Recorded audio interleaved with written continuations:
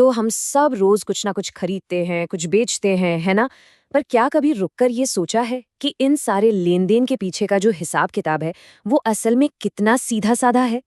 बस आज हम इसी मतलब लाभ और हानि के एकदम सरल गणित को समझने वाले हैं। हाँ, हर एक सौदे के पीछे एक बड़ा ही आसान सा गणित छिपा होता है। अब सवाल ये है कि क्या हम उस गणित को जानते हैं? तो चलिए आज मिलकर इस रोजमर्रा की पहेली को सुलझाते हैं। ठीक है, तो फिर शुरू करते हैं। देखिए, किसी भी सौदे में फायदा हुआ है या नुकसान, ये पता लगाने के लिए ना सबसे पहले हमें दो बहुत ही बुनियादी शब्दों को समझना होगा। ये बहुत जरूरी है। तो पहला और सबसे जरूरी शब्द है क्रय मूल्य। अब जैसा कि नाम से ही साफ है ना? ये वो कीमत है जिस पर कोई भी चीज खरीदी जाती है। इसे किसी भी सौदे का कह सकते हैं एक स्टार्टिंग पॉइंट है। मतलब वो पैसा जो किसी चीज को खरीदने के लिए जेब से गया। और फिर आता है दूसरा शब्द, विक्रय मूल्य। ये सिक्के का दूसरा पहलू है।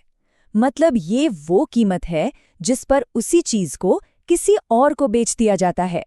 एकदम सीधे शब्दों में कहें तो ये वो पैसा है जो बेचने पर वापस मिलता है। अब मजे की बात पता है क्या है? वो ये है कि इन दोनों कीमतों के बीच का जो रिश्ता है ना, वही सब कुछ तय करता है। एक तरफ है क्रय मूल्य, मतलब खरीदने की कीमत, और दूसरी तरफ है विक्रय मूल्य, यानी बेचने की कीमत। तो सवाल ये है कि इन दोनों कीमतों का रिश्ता हमें कहाँ लेकर जाता है? देखिए, ये हमें किसी भी सौदे के दो ही नतीजों तक ले जा सकता है। या तो होगा फायदा, जिसे हम लाभ कहते हैं, या फिर होगा नुकसान, यानी हानि। और यहाँ दोनों ही स्थितियां एकदम साफ साफ दिख रही हैं। अगर बेचने की कीमत यानी विक्रय मूल्य खरीदने की कीमत से ज्यादा है, तो ये है सीधा सीधा लाभ। और अगर खरीदने की कीमत ज्यादा निकल गई, तो भाई वो हानि है। जैसा कि दिख ही रहा है, इनके फॉर्मूले भी कितने सिंपल हैं। तो यहाँ पर जो सबसे जरूरी बात याद रखने वाली है वो ये है कि चाहे फायदा हो या नुकसान, उसका हिसाब हमेशा हमेशा क्रय मूल्य के आधार पर ही लगाया जाता है। मतलब क्रय मूल्य ही हमारा बेंचमार्क है, हमारा बेस है। चलो, अब थ्योरी तो बहुत हो गई। अब आगे बढ़ते हैं और एक असली उदाहरण से समझते हैं कि ये सब काम कैसे करता है, ताकि बात एकदम साफ हो जाए। तो सुनते हैं रमेश की साइकिल की कहानी। तो कहानी कुछ यूं शुरू होती है कि रमेश 650 रुपए में एक पुरानी साइकिल खरीदता है। ठीक है, तो ये हो गया उसका क्रय मूल्य। लेकिन कहानी यहीं खत्म नहीं होती। रमेश देखता है कि साइकिल में थोड़ी बहुत मरम्मत की जरूरत है, तो वो उस पर 150 रुपए और खर्च कर देता है। और बस यहीं पर एक बहुत जरूरी बात सामने आती है। साइकिल की असली लागत सिर्फ 650 रुपए नहीं है, हमें इसमें मरम्मत के वो 150 रुपए भी जोड़ने होंगे। तो कुल लागत कितनी हो गई? 800 रुपए। ठीक है, अब रमेश उस मरम्मत की हुई साइकिल को 825 रुपए में बेच देता है। ये बन गया उसका विक्रय मूल्य। तो अब सवाल ये है कि रमेश को आखिर में फायदा हुआ या नुकसान? चलिए हिसाब लगाते हैं।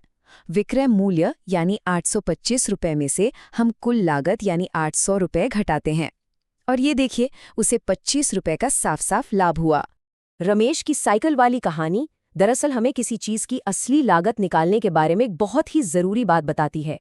एक ऐसी बात जिस पर अक्सर ध्यान नहीं जाता। देखिए, बिजनेस की भाषा में इन एक्स्ट्रा खर्चों को, जैसे रमेश का मरम्मत का खर्चा था, ऊपरी व्यय या ओवरहेड चार्ज कहते हैं। और ये सिर्फ मरम्मत तक ही नहीं होता, इसमें सामान लाने ले जाने का खर्च मतलब ट्रांसपोर्ट, या किसी कारीगर को दी गई मजदूरी, ऐसी कई और चीजें भी शामिल हो सकती हैं। और इससे हमें किसी भी सामान को बेचने से पहले उसकी असली लागत पता करने का एक मास्टर फॉर्मूला मिल जाता है। असली लागत क्या है? वो है खरीद मूल्य और उसमें जुड़े सारे ऊपरी व्यय।